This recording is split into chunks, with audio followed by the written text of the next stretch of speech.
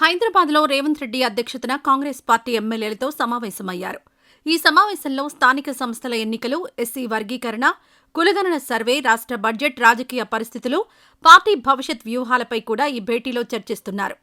అన్ని జిల్లాల వారీగా మంత్రులు, ఎమ్మెల్యేల మధ్య సమన్వయం పెంచడమే ఈ భేటీల ప్రధాన ఉద్దేశమని పార్టీ వర్గాల నుండి సమాచారం.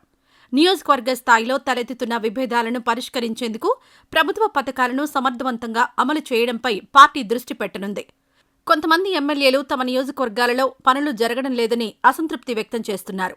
ఈ అసంతృప్తిని అధిగమించడానికి పార్టీ క్యాడర్తో సంబంధాలను మెరుగుపరుచుకోవడానికి గురువారం సమావేశానికి ప్రాధాన్యత ఏర్పడింది.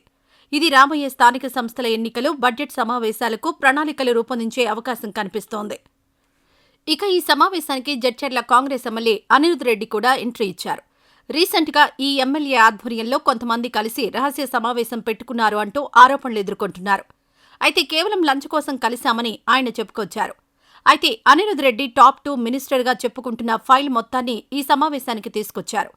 అయితే సీక్రెట్ మీటింగ్ జరిగిందన్న విషయంగా ఈ సమావేశం నిర్వహిస్తున్నారు.